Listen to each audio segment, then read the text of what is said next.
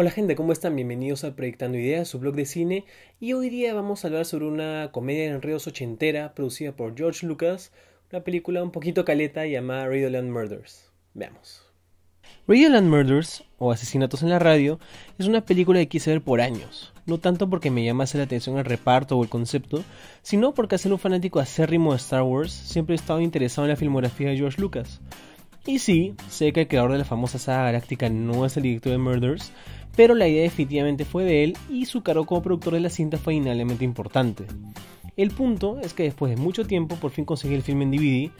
Todavía no está disponible en HD y dudo que lo vaya a estar en el futuro cercano, y logré verlo hace unos días. Considerando que no conocía una buena parte del reparto, ni mucho el trabajo de su director Mel Smith, no sabía qué esperar, por lo que fui gratamente sorprendido. No, Radioland Murders no es una gran película necesariamente. Entiendo por qué fue un fracaso comercial y por qué fue destruida por la crítica. Es una cinta que maneja un sentido del humor bien a la antigua, combinando actuaciones casi hiperactivas con diálogo rapidísimo y slapstick, o sea, humor físico, situada en una época y lugar con los que la mayoría de nosotros no nos podemos identificar. Es un film curioso, apunta a un público muy específico, o sea, gente que sea capaz de disfrutar una historia que combina el misterio con el humor, la nostalgia con lo ridículo, y sin embargo tuvo un costo relativamente alto debido a su extenso uso de efectos digitales, impresionantes para la época. Pero viéndola ya muchos años después de su estreno y con expectativas bajas, no puedo decir que no haya disfrutado de Radioland Murders. La película es bastante encantadora. Las actuaciones, aunque exageradas, son buenas, y logré divertir a pesar de que muchos de los gags y chistes verbales que nos presentan no funcionan.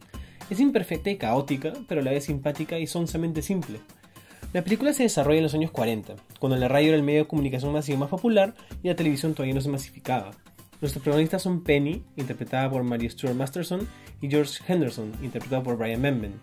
Ella es la secretaria principal en WBN, una nueva estación de radio que planea competir con todas las cadenas importantes. Él es un escritor de radionovelas, buscando que Penny lo perdone porque cree que le engañó con otra. La historia se desarrolla en una sola noche, la noche del estreno de la radio, de hecho, en la que se llevarán a cabo una serie de eventos absurdos, mientras los personajes tratan de encontrar a un asesino que está matando a los trabajadores de la radio de uno en uno. Penny y Roger están rodeados de un grupo colorido de personajes secundarios que se verán involucrados en el misterio. Scott Michael Campbell interpreta a Billy Budget, el botón encargado de llevar mensajes y guiones entre las diferentes áreas de la radio. Michael Lerner es el lugarteniente Cross, que se encarga de investigar los asesinatos. Ned Beatty interpreta al general Walt Wallen, dueño de la WBN. Brian James, a quien siempre recordaré por sus apariciones en Blade Runner y El Quinto Elemento, es el malhumorado patrocinador de la radio. Stephen Tobolowsky, a quien hemos visto en Groundhog Day y Memento, es Max Applewhite, el ingeniero de sonido, y Jeffrey Tambor, varios años antes de hacerse conocido, interpreta a Walt Wallen Jr., hijo del general y el director de los shows. Y cómo olvidarnos de Christopher Lloyd, quien es mucho más famoso por interpretar al Dr. Brown en Volver al Futuro, quien interpreta al Sultan, el diseñador de sonido excéntrico y que filmó todas sus escenas en un solo día, la única condición que tenía para aparecer en la cinta. Siendo la comedia uno de los géneros más subjetivos que hay, ya que no todos nos reímos de lo mismo, hay que tener bien claro el tipo de humor que maneja Radioland Murders antes de verla. En caso contrario es muy posible que no disfruten de la cinta. Si no les gusta el slapstick, los gags que aparecen rápido y furiosamente, los gritos, los saltos, los diálogos veloces y los juegos de palabras, pues no les gustará de esta película. Pero si le tienen algo de nostalgia a las comedias de los años 30, algo más inocentes, aunque hay una escena de senos desnudos en esta película y más absurdas, pues creo que sí se reirán. Lo cual no quiere decir que la cinta sea un éxito total, claro está. Quizás el mayor problema que tiene es que le arroja los chistes y los gags físicos a su público en demasiada anticipación, haciendo que sus personajes no tengan tiempo para respirar y que los conozcamos mejor. La trama, las relaciones entre cada personaje y sus conflictos son todos presentados de manera casi apurada, lo cual le da una sensación de caos a la película y hace que nos sintamos perdidos por un buen rato, al menos durante los primeros 10 o 15 minutos de metraje. El misterio de los asesinatos es uno de los focos narrativos de la película, pero no termina de cuajar. Pude adivinar la identidad del asesino mucho antes de que Radioland Murders lo revele, aunque debo admitir que el giro narrativo igual me sorprendió, quizás porque no esperaba estar en lo correcto, no me sucede muy a menudo. El clímax, el cual involucra a un par de personajes escalando la antena de la radio, porque si una antena de radio aparece en una película, puedes apostar que alguien va a terminar escalándola. Es impresionante a nivel técnico y visual, pero se siente algo desprendida del resto del film. Es muy serio, reemplazando el humor con el, suspenso entre comillas. Si hay algo que la participación de Lucasfilm garantiza en una película es que va a verse muy bien, y eso es precisamente lo que sucede con Radioland Murders. La toma inicial, un tracking shot que comienza en el cielo, pasa por sobre la fachada de la radio y termina en la puerta, es impresionante, al igual que el anteriormente mencionado clímax en la antena y algunas escenas en interiores, que supuestamente involucraron el uso de paredes digitales. El soundtrack es excelente y apropiado para la época. Le tengo una particular debilidad al jazz estilo Big Band, es un gusto mío, pues, ¿no? Pero en general me parece una muy buena música.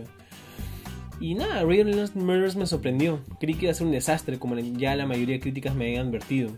Lo que encontré al verla, sin embargo, fue una película irregular pero muy divertida, llena de líneas de diálogo inteligentes, momentos muy graciosos y actuaciones llenas de energía.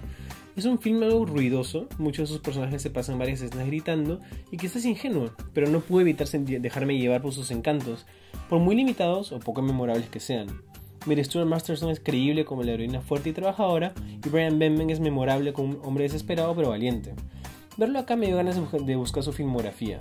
Es algo pobre, lamentablemente, el hombre merecía más.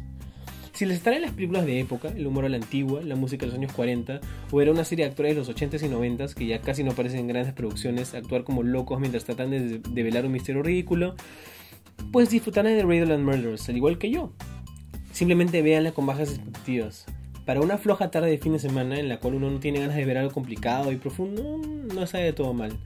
Yo, sorprendentemente, le pongo 3 estrellas sobre 4. Me divertí bastante viendo la película, es un poco sonsa, pero tiene un estilo bien particular y me reí, ¿qué puedo decir? Me divirtió bastante. Cumple su cometido, por así decirlo, y definitivamente no es el desastre, el bodrio que uno creería después de ver tanta crítica negativa que recibió durante todos estos años. Y bueno, esa es una pequeña, no sé si una joya, pero una película bastante calenta de la cual he podido hablar hoy día. Ojalá hayan disfrutado de esto. Y con suerte vendrán más de estas películas menos conocidas y más antiguas en estos reviews. Así que estén atentos. Gracias por escucharme, como siempre, y nos vemos en la siguiente. Chao. Gracias por ver este video. No dejen de suscribirse al canal de YouTube de Proyectando Ideas y de ver el resto de videos que he estado haciendo y que voy a postar en el futuro para enterarse de todas las noticias y críticas que hago. Nos vemos en el siguiente.